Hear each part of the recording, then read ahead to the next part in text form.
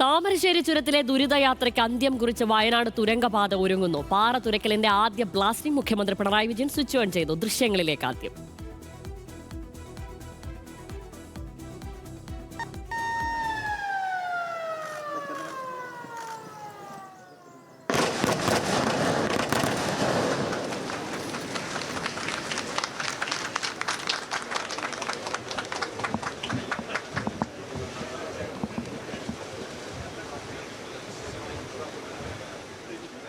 കിഫ്ബി വഴി സമാഹരിച്ച 2134 കോടി രൂപ ചെലവിലാണ് 8.7 കിലോമീറ്റർ തുരങ്കപാത ഒരുങ്ങുന്നത്. ഇന്ത്യയിലെ ദൈർഘ്യമേറിയ രണ്ടാമത്തെ ട്വിൻ ട്യൂബ് ടണൽ കൂടിയാണിത്. ബെൻസൺ ബാബുവാണ് വിവരങ്ങളുമായി ചേരുന്നത്.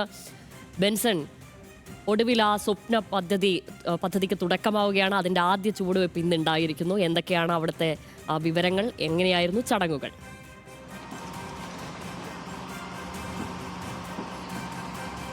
ശ്യാമിലി പറഞ്ഞതുപോലെ തന്നെയാണ് കേരളത്തിന്റെ തന്നെ അഭിമാന പദ്ധതി, രാജ്യത്തിന് മുൻപിൽ അഭിമാന പദ്ധതി എന്ന് നമുക്ക് കാണിക്കാൻ കഴിയുന്ന ഒരു മെഗാ പ്രൊജക്ടിന് തന്നെയാണ് ഇപ്പോൾ ഇവിടെ തുടക്കം കുറിച്ചിരിക്കുന്നത് എന്ന് തന്നെ വേണം നമുക്ക് മനസ്സിലാക്കാൻ. അല്പസമയം മുമ്പ് ആദ്യ ബ്ലാസ്റ്റിന്റെ സ്വിച്ച് ഓൺ കർമ്മം മുഖ്യമന്ത്രി പിണറായി വിജയൻ നിർവഹിച്ചു. ആ ബ്ലാസ്റ്റിന് ശേഷം ആ പദ്ധതി പ്രദേശം എങ്ങനെയാണ് എന്നുള്ളത് എനിക്ക് പിന്നിലുള്ള ദൃശ്യങ്ങൾ കാണാമെന്നാണ് ഞാൻ കരുതുന്നത്. അവിടെ ആ പാറ തുരക്കുന്നതിനാവശ്യമായിട്ടുള്ള അതിന്റെ തുടർ നടപടികൾ ഇപ്പോഴും അവിടെ പുരോഗമിക്കുകയാണ്. ബ്ലാസ്റ്റിന് ശേഷം ഉണ്ടായിട്ടുള്ള പാറക്കല്ലുകൾ അവിടുന്ന് മാറ്റുന്ന നടപടിയാണ് ഇപ്പോൾ പുരോഗമിക്കുന്നത്. ഇനി വരും ദിവസങ്ങളിൽ ഇപ്പോൾ നമ്മൾ ഇപ്പോൾ ദൃശ്യങ്ങളിൽ കണ്ട അല്ലെങ്കിൽ ആദ്യ ബ്ലാസ്റ്റ് നടന്ന ഈ തുരങ്കം അല്ലെങ്കിൽ ഈ പാറ ഏകദേശം 10 മീറ്ററോളം തുരന്നതിന് ശേഷം എന്താണ് അകത്തെ സാഹചര്യം എന്നത്, പാറയുടെ ഘടന എന്നതെല്ലാം ഏത് നിലയിലാണ് എന്നത് പരിശോധിച്ചതിന് ശേഷമായിരിക്കും ഇതിന്റെ തൊട്ട് സമീപത്ത് തന്നെയുള്ള രണ്ടാമത്തെ ട്യൂബ്, രണ്ടാമത്തെ ടണലിന്റെ നിർമ്മാണ പ്രവർത്തികൾ അല്ലെങ്കിൽ അത് തുരക്കുന്ന നടപടികൾ ആരംഭിക്കുക. അതുപോലെ തന്നെ വയനാട് നിന്നുള്ള തുരന്നുകൊണ്ടുള്ള പ്രവർത്തനങ്ങളും ആ നിലയ്ക്ക് തന്നെയാണ് ആരംഭിക്കുക.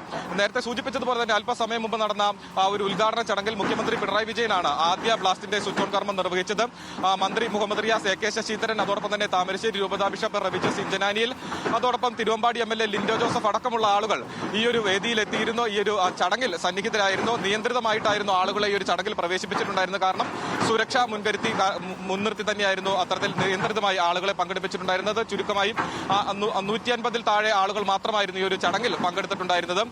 ആദ്യ ബ്ലാസ്റ്റ് എന്ന് പറയുന്നത് ഒരു നിയന്ത്രിത അല്ലെങ്കിൽ കൺട്രോൾഡ് ബ്ലാസ്റ്റ് തന്നെയായിരുന്നു. ഏകദേശം 8ഓളം സുഷിരങ്ങൾ ഉണ്ടാക്കി അതിൽ ഇത്തരത്തിൽ ബ്ലാസ്റ്റിന് ആവശ്യമായിട്ടുള്ള സ്ഫോടക വസ്തുക്കൾ നിറച്ച് അതിന്റെ ബ്ലാസ്റ്റ് ചെയ്യുന്നതായിരുന്നു അതിന്റെ ഒരു തോത്. ഏകദേശം 2 മീറ്ററിൽ അങ്ങനെ സൈമിൾട്ടേനിയസ് ആയി 2 മീറ്റർ കഴിയുമ്പോൾ ബ്ലാസ്റ്റ് നടത്തും എന്നുള്ളതാണ് ഇതിന്റെ ഉദ്യോഗസ്ഥർ പറഞ്ഞിട്ടുള്ളത്. അപ്പോൾ വളരെ പെട്ടെന്ന് തന്നെ ഇതിന്റെ നിർമ്മാണ പ്രവർത്തികൾ പൂർത്തിയാക്കാനാകും എന്നുള്ളത് തന്നെയാണ് നിർമ്മാണ ഏജൻസികൾ പറയുന്നത്. 4 വർഷമാണ് അവർ അതിൻ്റെതായിട്ടുള്ള ഒരു കാലാവധി പറയുന്നത്. ഈ മേഖലയുടേതെന്ന് മാത്രമല്ല, കോഴിക്കോട് വയനാട് യാത്രയുടെ തന്നെ ഒരു വലിയ മാറ്റം ഉണ്ടാക്കാൻ പോകുന്ന ഒരു തുരങ്കപാത എന്ന് തന്നെ വേണം നമുക്ക് ഈ തുരങ്കപാതയെ വിശേഷിപ്പിക്കാൻ. പ്രത്യേകിച്ചും ടൂറിസം മേഖലയിലും ഗതാഗത മേഖലയിലും ചരക്ക് ഗതാഗത മേഖലയിലും വലിയ മാറ്റം കൊണ്ടുവരാൻ ഈ പദ്ധതി പൂർത്തിയാകുന്നതോടുകൂടി സാധിക്കും എന്നുള്ളത് തന്നെയാണ്. അത്തരത്തിൽ വളരെ പോസിറ്റീവായിട്ടുള്ള പ്രതികരണങ്ങൾ തന്നെയാണ് ഈ തുരങ്കപാതയുമായി ബന്ധപ്പെട്ട് പ്രദേശവാസികളുടെ ഭാഗത്തു നിന്നാണെങ്കിലും സാധാരണക്കാരായ ജനങ്ങളുടെ ഭാഗത്തു നിന്നാണെങ്കിലും നമുക്ക് ലഭിക്കുന്നത്. 2000-ലധികം കോടി രൂപ കിഫ്ബി വഴി മാറ്റിവെച്ചാണ് ഈ ഒരു തുരങ്കപാതയുടെ നിർമ്മാണം പൂർത്തീകരിക്കുക. അതോടൊപ്പം തന്നെ 8 കിലോമീറ്റർ ദൂരമായിരിക്കും, 8.17 കിലോമീറ്റർ ദൂരമായിരിക്കും ഈ ഒരു തുരങ്കപാതയ്ക്ക് ഉണ്ടാവുക. ഇപ്പോൾ ഈ തുരങ്കപാത അല്ലെങ്കിൽ തുരങ്കപാതയുടെ നിർമ്മാണ പ്രവർത്തികൾ നടക്കുന്ന ഈ സ്വർഗം കുന്ന്, നമുക്ക് പിന്നിൽ കാണുന്ന ഈ വലിയ കുന്നിന് പേരാണ് സ്വർഗം കുന്ന്.